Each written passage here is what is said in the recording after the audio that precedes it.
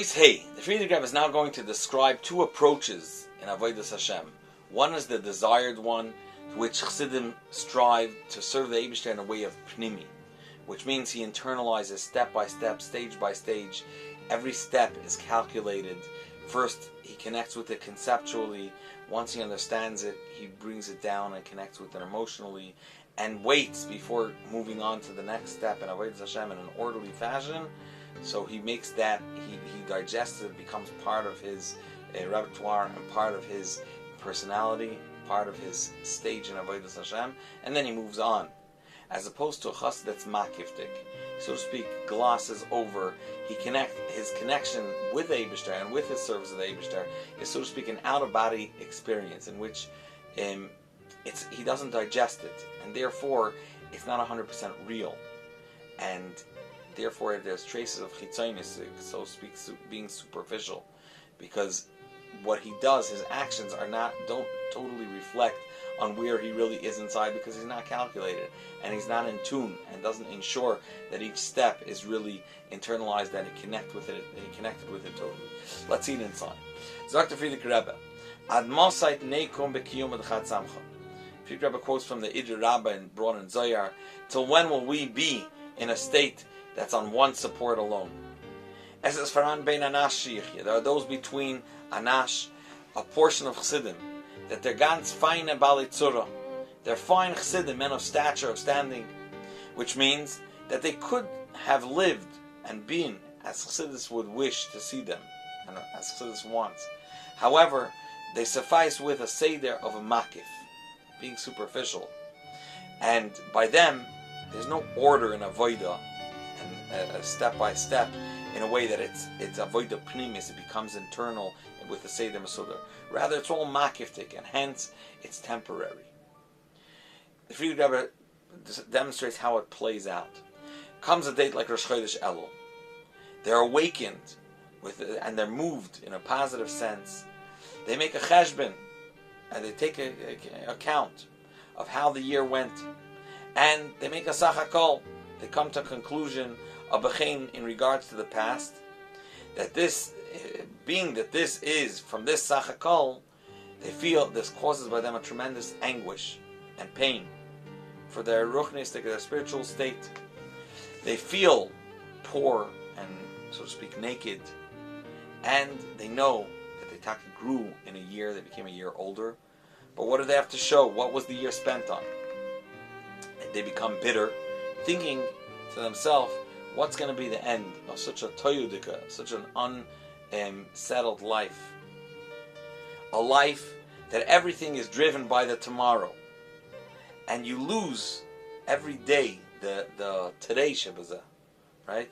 You forget about the Baruch Hashem Yom Yom. There's a blessing for each day individually, and you're busy and troubled by the tomorrow.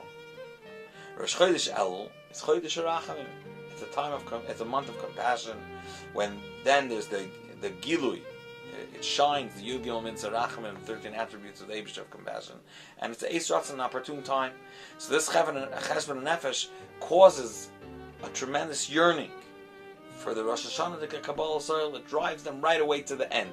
Let's take a decision. With conviction. Let's take a new resolve to make that for the future, that it's going to be totally different. Comes Rosh Hashanah, Yom Kippur, and they stand in a very fine state. They guard the time; it shouldn't be spent on emptiness. Comes Sukkot and Chastira, and they're in an approach and in a kav of Simcha, and it's ganz nishkasha. It's not bad. There's only one chesaron. There's one blemish, one thing lacking. It's makif. It was not internalized. It didn't settle in and absorb. It's a spilos, it's, so to speak, an excitement or an arousal in fear of the Eibishter, an excitement in regards to tshuva, of repent and returning. It's an excitement and an arousal for simcha, but it's all out of body. It's hovering over. It's not really internal. Makif, says the Friedrich Rebbe, can be expressed in two ways. It can reach oimek roim, the highest of high, and oimek tachas, and the deepest in the low. It's either very high or very low. because it's not valued properly, and a person doesn't know, he's not shooting calculated. So makif, now the Frierdiker Rebbe is going to first point out the source of makif. The way it's explained in Chassidus, that they stem in the Eibishter's koyach of soiviv and memala. The Eibishter does also, so to speak, have a power which surrounds this world. It's above being limited by the kelim, by the vessels of this world. And then there's the light of the Eibishter that is enclosed and embodied by each and every creation, and it's limited towards in the confines of every nivra. However, the Frierdiker Rebbe is going to point out that they work together, and when we work together, this makif koyach brings a tremendous power and drive into the pnimi. And same too in our service of the Eibishter when it's balanced, as opposed to these chassidim that they're flying only with the power of makif. So let's see it inside. So he says, makif in general is a much more powerful light and vitality and power than pnimi. As explained and discussed in Chassidus, makif and pnimi in regards to the Eibishter, which is the root of these koyches, it's memala and soiviv. Memala literally means fills. It's the light of the Eibishter that comes internally and is absorbed. Lefi erech, it's in according to the confines of the kli, and it fills the kli entirely, so to speak, the vessel, and gives it not only it fills it, it becomes one with it, and hence refines it to the extent that this kli can itself afterwards morph into being the oir, so to speak, the light for the next level. Oiris of Atzilus, they become kelim of Biyam. And however, the oir and koyach, so he says, first of all, the oir and koyach of makif, this light and power and energy, is much more powerful than the oir and koyach of a pnimi, the limited light that comes into the kelim. It's an oir and koyach that cannot be limited by the specific vessel which it is vitalizing and bringing into existence. It can only give life to the koyach pnimi, and the koyach pnimi is what is actually absorbed in the kli. And when this or makif becomes one, unified with the or pnimi, then the or pnimi has a tremendous quality and benefit. It becomes much more powerful. And how does this play out in our service of the Eibishter? This is the balanced way in which our makif and our pnimi should work. Seichel, intellect in general, is an or pnimi. It's limited. It comes step by step. It takes things calculated.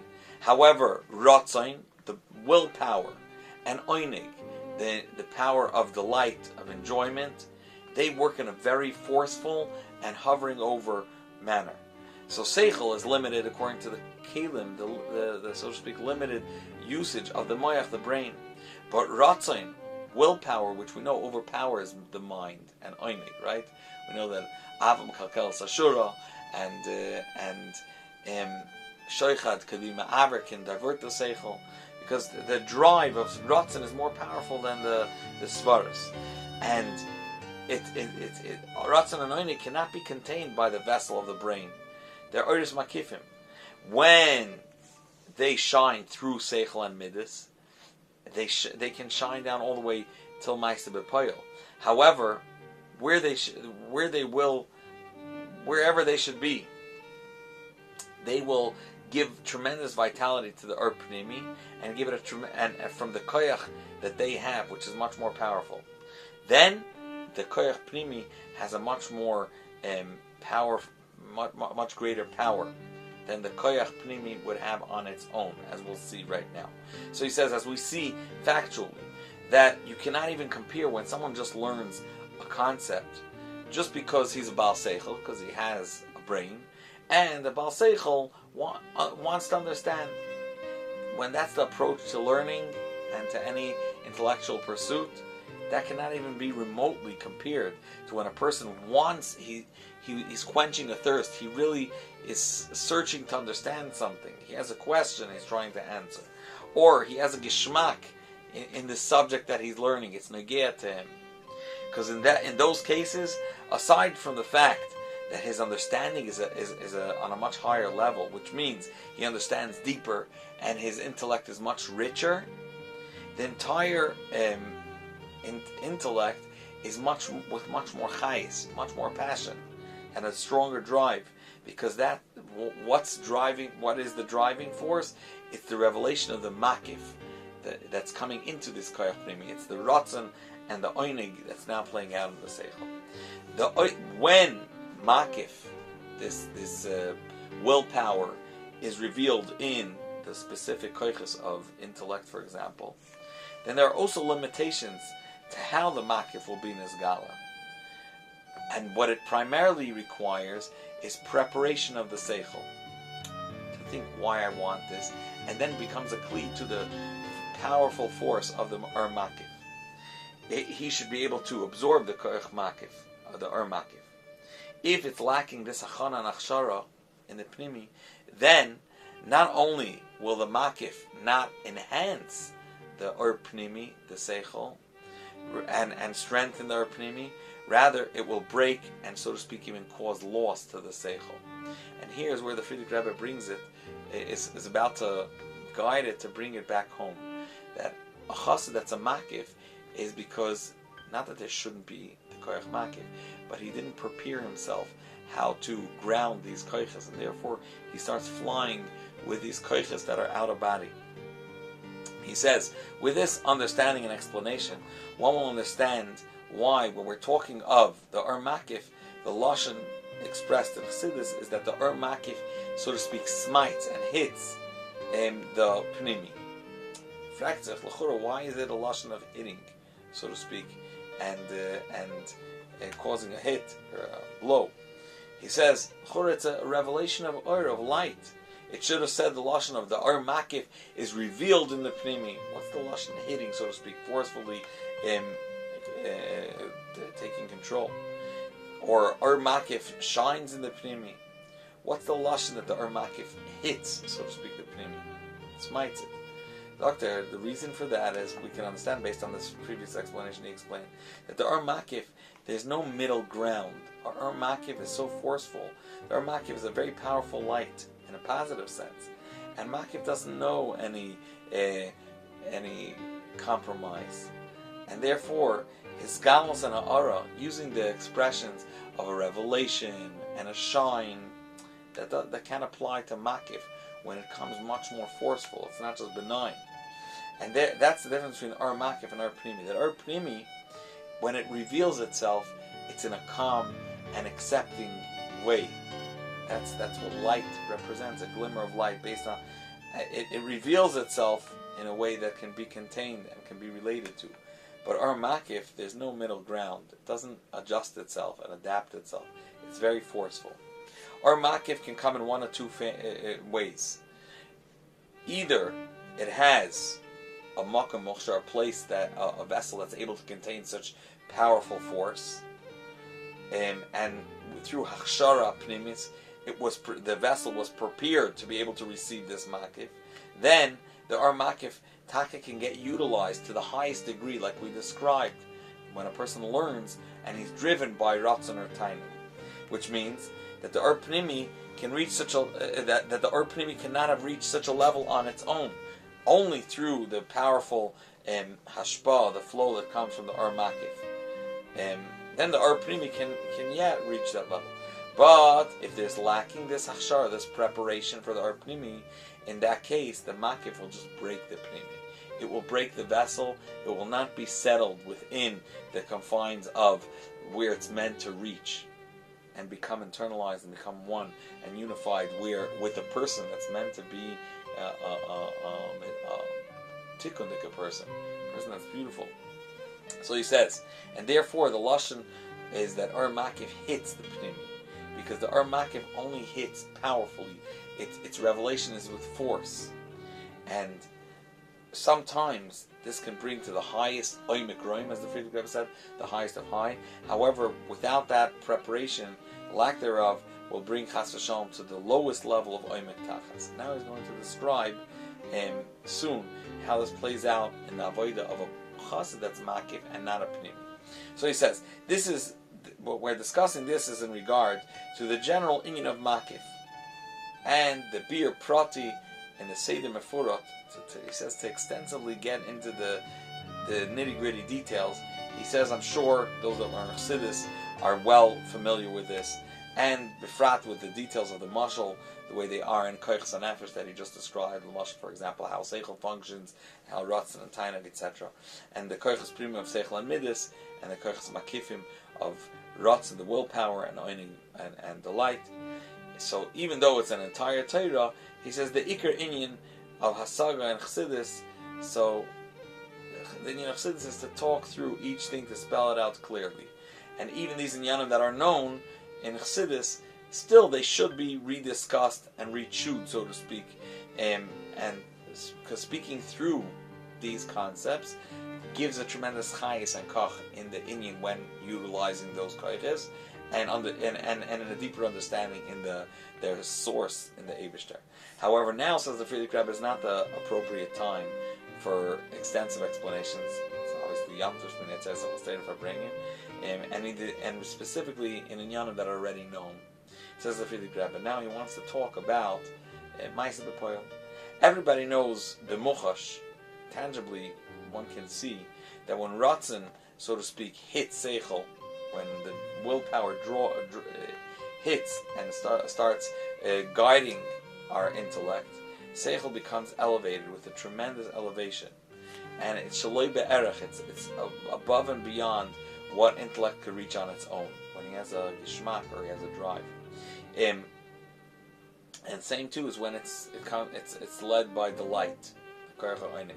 But when the ratzon does not reach a koyach primi, rather it only stays in the realm of a general drive without settling it and ensuring that it's step by step, it's digestible, it's bite size, which is what a primi does. That's ma'abed. This, so to speak, ruins the koyachas primi of a person. He's muta, as the Previous Rebbe is going to explain. He is mistaken in regards to his own capabilities, because he's looking from the eyes of a makif, from just the general, so to speak, gullible willpower, and assumes that he's flying. That's where he's really at, which he isn't, because he didn't settle it. So he says, Amal, once upon a time, they used to call a makif person, they used to call him a chitzen, an outwardly and superficial person. The tzir of a chitzen by Talmidei Atmimim was despised and was puzzled, was a disgusting name to call a person. He says there are those that are ganz gute, they're good students. They toil a lot in learning, and they guard the time of learning Chassidus. And lefi erkam, based on their ability, they understand what they learn, and they daven with a pretty fine warmth and sugetragen. However, it's still superficial. It didn't permeate them. Chitzonius is aligned with, and is connected with makif, with hovering over. Being superficial can also connect with being aloof and flying on this outer body power. Chutz from the fact that the makif is also chitzonius, makif literally means it's outside, just that there is a maila, there is some form of benefit and good outcome from makif, legabe the pnimi, that the pnimi is miskabel and a kli. The pnimi is able to absorb and draw it into the vessel, and a makif cannot be received, but they're powerful koiches and they're positive. This is that we're saying that a chitzoni has to do with makif. That doesn't mean we're not saying it in a positive sense. The fact that he can connect a makif, and that's the same style. A makif it's easier for him to make a mistake and bring it into. It's easier for makif to make mistakes than a pnimi. A chitzonistic is a person that essentially is mistaken. He's tricking himself. A pnimi is not faking himself, and he's not making any mistakes. He knows who he is. He knows what he's trying to digest and connect with, what the next step is, and he places himself and invests himself more and more into the kli that he's where he is, and connects with the state where he is right now. Very truthful. A chitzon, however, is mistaken. Sai in regards to himself, where he's at, and also in regards to what he's trying to achieve. The style of the toast can play out in many ways. Sometimes in too much aliyah, he raises himself too high and he's striving for things that are out of his reach. Or sometimes too low. He's breaking things down, too simple. Really, he could demand of himself more. And as we see b'mochash, that sometimes he will exaggerate and describe some midah that he has or by someone else with tremendous wonder, and it's not lefi erech, it's out of whack in comparison to what it really is in this world. Because the chitzon b'chlal is megazim, he exaggerates. Just the guzmois of a chitzon is not because he's lying, or rather from the fact that he pashut is mistaken. He doesn't see relativity properly because he's not in his skin.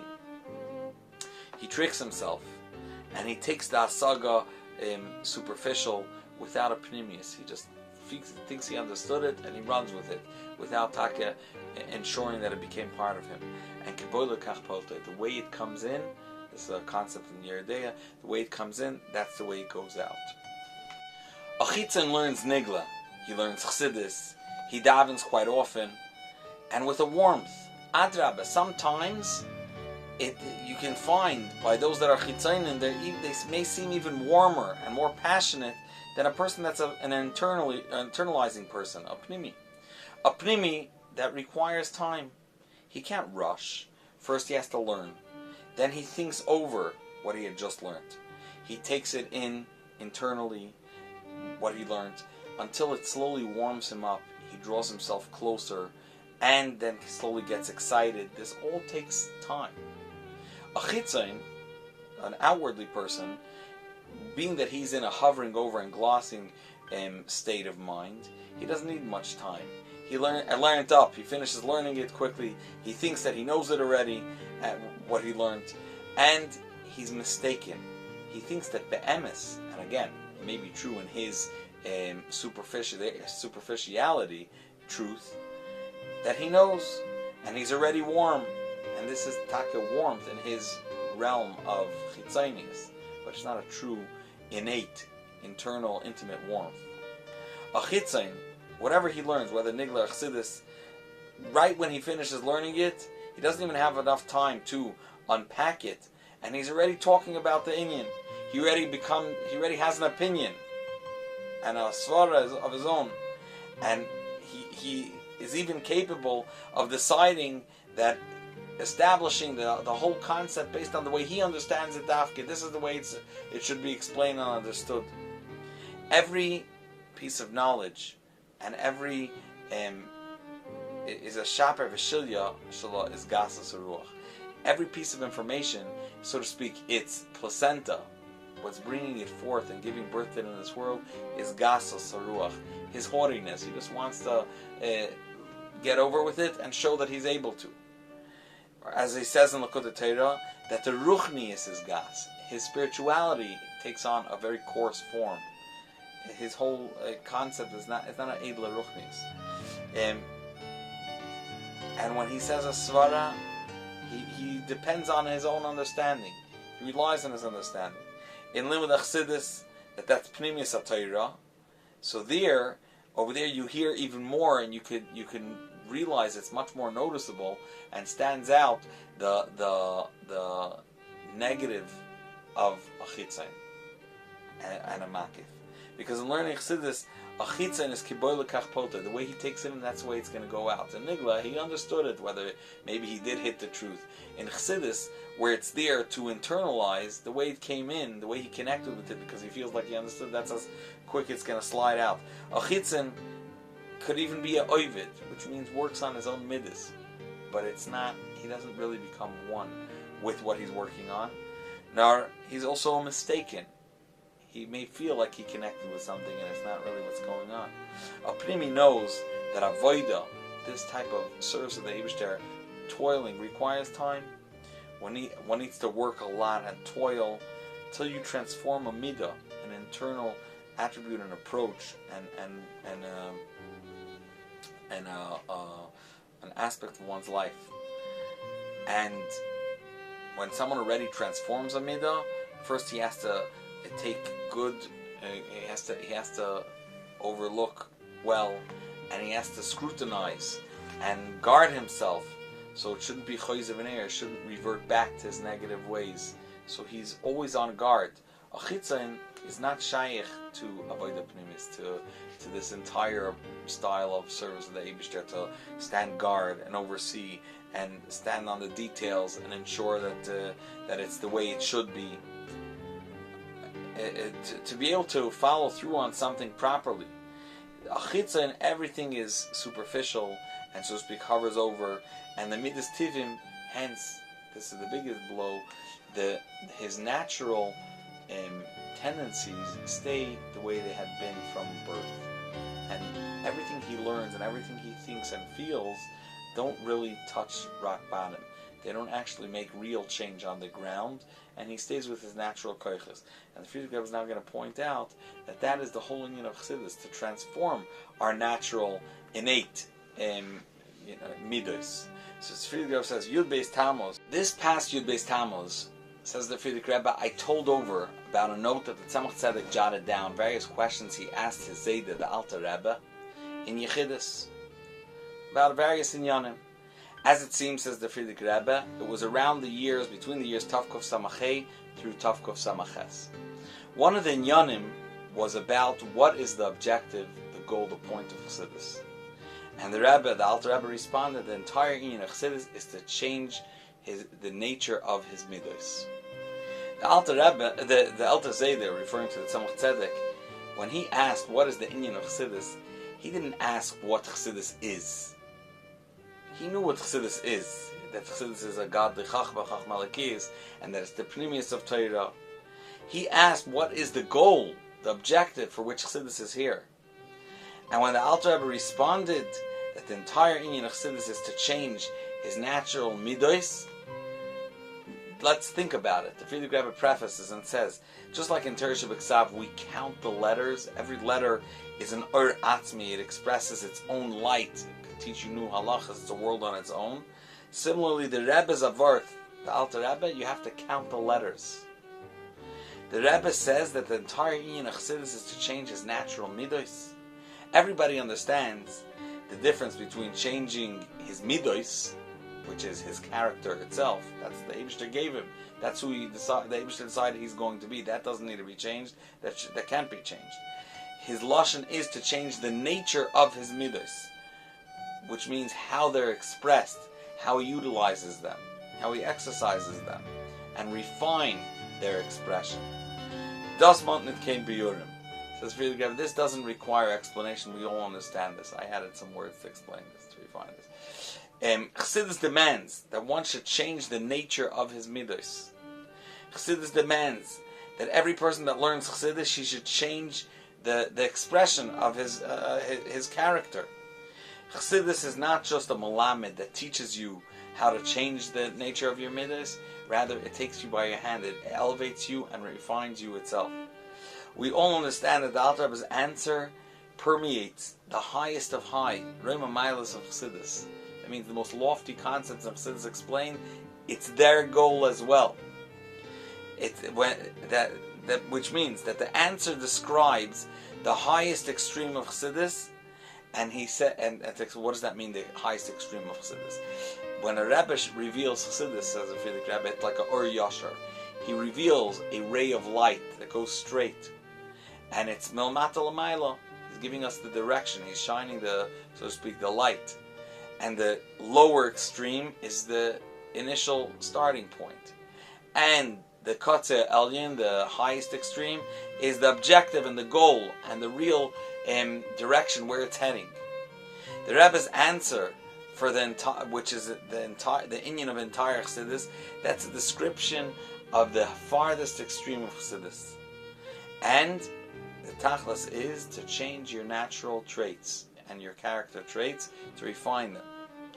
The reichste Haskell is the richest intellectual concept of Chassidus, and the broadest, the breadth of the understandings that Teres Chassidus gives, and the deepest novelties that Teres Chassidus brought to the table, that they encompass the moichin, the chachma bin das of the godly soul, which means the godly chachma, which is a chelik elokam al mamish. The objective of all these understandings, even of the Nefesh Elokis, is all to change and transform the expression of his natural traits. Says the Previous Lubavitcher Rebbe, "Hafochbo v'afochbo dekulba." It's like Torah, in which you turn and delve deeper and deeper. Everything exists within this. Here he's talking about this vart. In this lies the truth of the entire inyan of Chassidus. Chassidus opens your eyes and shows you the truth of everything. Chassidus says that the lashon of chet v'avayin, which are two forms of averis, chet means chisaron, it's lacking, and avayin means krum, crookedness and thwarted approach. Says the Previous Lubavitcher Rebbe, one must remember and should never forget, even for a moment, that if one is lacking avodah b'poil, in service in his own personal avodas Hashem and refining himself, he's lacking the entire inyan of Chassidus, regardless of what he's learning. He says, those that learn Chassidus and delve into the scholastic, so to speak, of Chassidus, the understandings of Chassidus, and it doesn't affect their avodah b'poil, their service of the Eibishter, ground rock bottom, this tells you that they're learning a Chassidus, even their understandings are krum, are crooked. Why?